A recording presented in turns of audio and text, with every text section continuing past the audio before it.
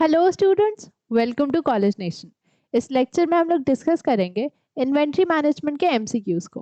और ये एमसीक्यूज आपके सेमेस्टर एग्जामिनेशन के पॉइंट ऑफ व्यू से बहुत ज़्यादा इंपॉर्टेंट है, तो इन्हें ध्यान से देखिएगा। The cost associated with inventory are, जो इन्वेंट्री के साथ जो कॉस्ट एसोसिएटेड है, यानी कि जो प्राइस पे करना पड़ रहा है हमें इन्वेंट्री को एक्वायर करने के लिए, वो क्या है? Purchase price of the inventory, inventory holding cost, shortage cost, या फिर रीऑर्डर कॉस्ट। तो इसका करेक्ट आंसर है ऑल ऑफ द अबव। ये सारे ही कॉस्ट जो है हमारा इन्वेंट्री को एक्वायर करने के लिए लगेगा। Reorder cost are the cost of making order to purchase a quantity of a material item from a supplier. They include costs such as, अब इसमें बेसिकली पूछ रहा है कि ये जो रीऑर्डर कॉस्ट है, ठीक है, ये किस चीज का कॉस्ट है? The cost of delivery of the purchased item if these are paid for the buyer, the cost associated with placing an order such as the cost of telephone calls, ठीक है, the cost associated with checking the inventory after delivery from supplier। तो इसका correct answer है all of the above. ये सारा ही cost हमारा जब भी हम कोई चीज रीऑर्डर कर रहे हैं अपने इन्वेंट्री के लिए, तो ये सारा कॉस्ट उसमें लगेगा। इन्वेंट्री होल्डिंग इंक्लूड्स, अब इनमें से क्या इन्वेंट्री होल्डिंग का एक पार्ट है? Cost of capital tied up, insurance cost, cost of warehousing, obsolescence, deterioration and theft, या फिर ऑल ऑफ द अबव। ठीक है, तो इसका भी करेक्ट आंसर है ऑल ऑफ द अबव। हमारा जो इन्वेंट्री होल्डिंग कॉस्ट है उसमें इंश्योरेंस कॉस्ट भी आएगा, ठीक है, cost of capital tied up यानी कि जितना कैपिटल लगा है उसको एक्वायर करने में वो भी होगा, और वेयर हाउसिंग का कॉस्ट यानी कि उसको रखने का, स्टोरेज का कॉस्ट उस इन्वेंट्री का, ऑब्सोलेंस का यानी कि अगर फ्यूचर में वो इन्वेंट्री का कोई काम नहीं आया वो, ठीक है, प्रोडक्शन में, तो, और डिटोरिएशन और थेफ्ट का यानी कि अगर चोरी हो गया या फिर खराब हो गया, इन सारी चीजों का कॉस्ट हमारा इन्वेंट्री होल्डिंग कॉस्ट के अंदर आता है। Shortage cost of inventory include, अब क्या पूछ रहा है इसमें? शॉर्टेज कॉस्ट ऑफ इन्वेंट्री जो होता है उसमें क्या क्या आता है? Lost profit on sale, future loss of profit due to loss of consumer goodwill, cost due to production stoppage due to shortage of raw material, या फिर ऑल ऑफ द अबव। इसका करेक्ट आंसर है all of the above. हमारा जो shortage cost of inventory है, यानी कि अगर हमारे इन्वेंट्री में शॉर्टेज आ गई तो उसमें जो जो कॉस्ट इन्वॉल्व है वो ये सारी चीजें, ठीक है, ये सारे ऑप्शंस करेक्ट है। To minimize the total cost of holding and ordering inventory, क्या कर रहे हैं हम लोग? होल्डिंग और ऑर्डरिंग इन्वेंट्री का कॉस्ट को मिनिमाइज कर रहे हैं using EOQ model. It is necessary to balance the relevant cost. EOQ model को यूज करके हमें कॉस्ट को बैलेंस करना रेलिवेंट हो जाता है। और ये कौन से कॉस्ट है? The variable cost of holding the inventory, the fixed cost placing the order, both A and B, या फिर नन ऑफ द अबव। तो इसका करेक्ट आंसर है बोथ ए एंड बी, ठीक है।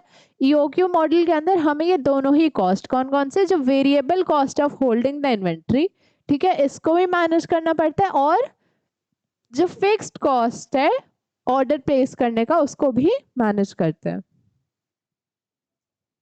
In an inventory control system, if there is uncertainty about the length of supply lead item and demand during the lead time, there might be following warning levels for inventory to warn management that the item should now be reordered, the inventory level is too high, the inventory level is getting dangerously low, या फिर all of the above। ठीक है, तो इसका भी correct answer है all of the above। सारे ही option हमारा इस क्वेश्चन के लिए करेक्ट है। If the supply lead time is uncertain, ठीक है, जो हमारा सप्लाई लीड टाइम है वो क्या है? अनसर्टेन है, यानी कि हमें पता नहीं है कि एग्जैक्टली कब हो सकता है। And demand during the lead time is also uncertain, और जो डिमांड है लीड टाइम में वो भी अनसर्टेन है. There should be a safety level of inventory. तो इस केस में क्या होगा, हमारे पास एक सेफ्टी लेवल ऑफ इन्वेंट्री होना चाहिए. अब सेफ्टी लेवल ऑफ इन्वेंट्री क्या होगा, यानी कि हमें जितनी इन्वेंट्री की रिक्वायरमेंट है अभी, जितना प्रोडक्शन हम कर रहे हैं उससे थोड़ा ज्यादा इन्वेंट्री हम मेंटेन करके रखें in case of emergency. A company may wish to ensure that there are never out of stock.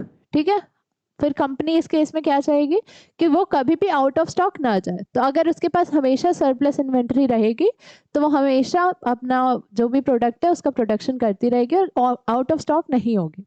The reorder level to achieve this is found as. तो ये जो रीऑर्डर लेवल है इसको हम कैलकुलेट कैसे करते हैं, maximum demand for the material item per day upon week, per day या वीक, ठीक है, पर डे या week into maximum supply lead time in days या फिर weeks. Demand for the material item per week या into lead time in days या week, both A and B या फिर नन ऑफ द अबव. ठीक है, तो इसका करेक्ट आंसर है ए. ये हमारा फॉर्मूला है क्या कैलकुलेट करने के लिए, रीऑर्डर लेवल को कैलकुलेट करने के लिए. Safety inventory is known as. अब ये जो सेफ्टी इन्वेंट्री होता है इसको और किस नाम से बुलाते हैं, buffer stock, safety stock, both A and B या फिर नन ऑफ द अबव. तो इसका करेक्ट आंसर है both A and B. Safety stock को हम बफर स्टॉक भी बुलाते हैं और सेफ्टी स्टॉक भी बुलाते हैं. दोनों ही नाम है हमारा किसका, सेफ्टी इन्वेंट्री का. यानी कि जो एक्स्ट्रा इन्वेंट्री हम मेंटेन करके रख रहे हैं हमारे रिक्वायरमेंट से ज्यादा, उसको हम क्या बोलेंगे, safety inventory. The objective of good inventory management is to determine. अब एक गुड इन्वेंट्री मैनेजमेंट का ऑब्जेक्टिव क्या होना चाहिए, the optimum reorder level, how many items are left in inventory when the next order is placed. ठीक है, the optimum reorder quantity, how many items should be ordered when the order is placed for all material inventory items या फिर all of the above. ठीक है, तो इसका correct answer है all of the above. एक अच्छे इन्वेंट्री मैनेजमेंट का ये सारे ही ऑब्जेक्टिव है. सबसे पहला द ऑप्टिमम रीऑर्डर लेवल, यानी कि ऑप्टिमम का क्या मतलब है कि बहुत ज्यादा भी नहीं हमारे कॉस्ट लगना चाहिए और उसका जो भी हम रीऑर्डर लेवल सेट कर रहे हैं वो प्रॉपर होना चाहिए एकदम, कि कॉस्ट भी कम लगे और हमारा प्रोडक्शन भी अच्छा हो जिससे प्रॉफिट अच्छा अर्न करे. How many items are left in inventory when the next order is placed. अब नेक्स्ट ऑर्डर प्लेस करने से पहले हमारे इन्वेंट्री में कितना सामान पहले से बचा हुआ है. द ऑप्टिमम रीऑर्डर क्वांटिटी, अब रीऑर्डर क्वांटिटी भी कितना होना चाहिए, यानी कि हम कितना दोबारा से ऑर्डर करें कि हमारा जब भी ऑर्डर प्लेस हो तो हमारे पास इन्वेंट्री हो उसको बनाने के लिए.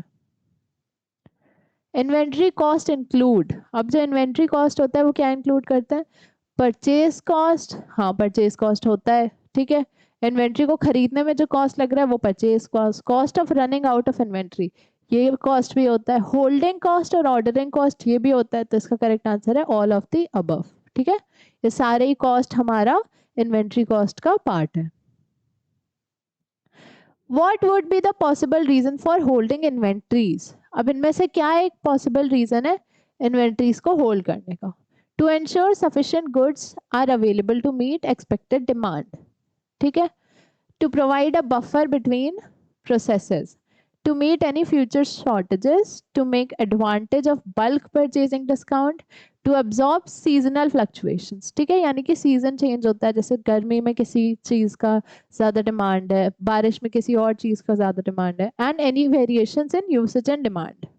ठीक है, to allow production process to flow smoothly and effectively as a necessary part of production process, as a deliberate investment policy, especially in times of inflation or possible shortages. ठीक है, तो होल्डिंग इन्वेंट्रीज का यानी कि हमें जितनी inventory की requirement है उससे थोड़ा ज्यादा हमारे पास हमेशा इन्वेंट्री होनी चाहिए.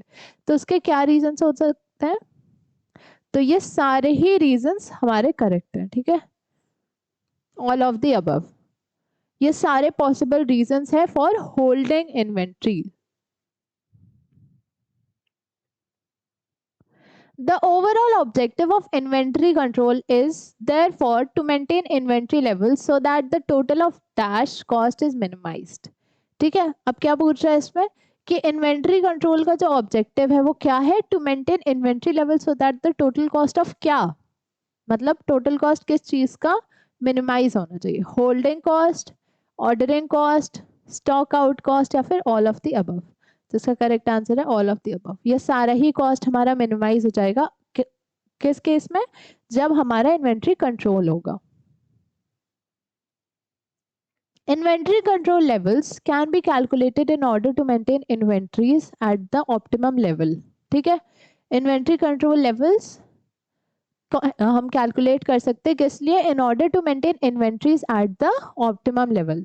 The 3 critical control levels are, अब 3 क्रिटिकल कंट्रोल लेवल्स क्या है उसमें, रीऑर्डर लेवल, मिनिमम लेवल और maximum level. Reorder level safety stock और average inventory, buffer stock, minimum level and minimum level, maximum level या फिर नन ऑफ द अबव।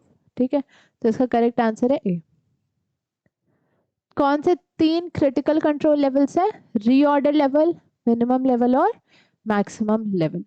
ठीक है, raw materials are directly identifiable as part of the final product. ये जो raw material होता है इसको हम कैसे क्लासिफाई करते हैं, as a part of final product and classified as period cost, fixed cost, direct materials या फिर एनी ऑफ द अबव। ठीक है, तो इसका करेक्ट आंसर है डायरेक्ट मटेरियल्स।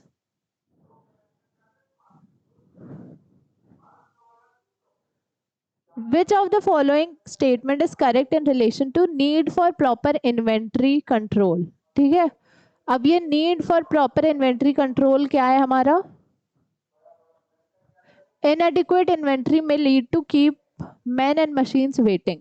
अब अगर हमारे पास इन्वेंट्री हो गई नहीं, हमारे पास रॉ मटेरियल नहीं होंगे, तो हमारे पास कितना भी लेबर हो, कितना भी मशीन हो, वो सब आइडल होंगे ना, उस टाइम पे कुछ भी नहीं होगा उनके पास काम करने के लिए, क्योंकि हमारे पास रॉ मटेरियल ही नहीं है। ठीक है, materials do not constitute a significant part of the total production cost, hence proper planning and controlling of inventories is not a big deal। ठीक है, ये क्या, ये सेंटेंस क्या कह रहा है कि जो इन्वेंट्री मैनेजमेंट होता है वो हमारा कोई बहुत बड़ी बात नहीं होती है, उसको करना बहुत इजी होता है। Funds are not tied up in surplus stores and stocks, जो फंड्स है वो किसी सरप्लस यानी कि एक्स्ट्रा स्टॉक में बंधे हुए नहीं है। ठीक है, या फिर ऑल ऑफ द अबव। तो इसका करेक्ट आंसर है inadequate inventory may lead to keep men and machines waiting। Inventory is valued at, अब ये जो इन्वेंट्री होता है इसको हम किस पे वैल्यू करते हैं, रिप्लेसमेंट प्राइस और purchase value whichever is less, at cost और net realisable value whichever is less, या फिर रिप्लेसमेंट प्राइस और net realisable value whichever is less. ठीक है, तो इसका करेक्ट आंसर है सी। इन्वेंट्री को हम हमेशा किस पे वैल्यू करते हैं, या तो उसके कॉस्ट पे, ठीक है, या फिर जो उसका नेट रियलाइजेबल वैल्यू हो रहा है, उन दोनों में से जो भी कम होता है, ठीक है, विच एवर इज लेस, उस पे हम अपने इन्वेंट्री को वैल्यू करते हैं। तो स्टूडेंट्स, अगर आप अपने सेमेस्टर एग्जाम की प्रिपरेशन को और बेटर करना चाहते हैं तो आप आज ही हमारे कॉलेज नेशन के ऐप पे हमारे कोर्स चेकआउट कर सकते हैं, जिसमें कि आपको सारे रिकॉर्डेड लेक्चर्स मिलेंगे, सारे नोट्स और पीडीएफ्स प्रोवाइड होंगे और सारे सब्जेक्ट वाइज और चैप्टर वाइज एमसीक्यूज भी होंगे। तो इससे आपकी प्रिपरेशन बहुत ज़्यादा बढ़िया हो जाएगी आपके सेमेस्टर एग्जाम्स के लिए। तो आप ज़रूर से इस कोर्स को चेकआउट कर सकते हैं हमारे कॉलेज नेशन के ऐप में। Thank you.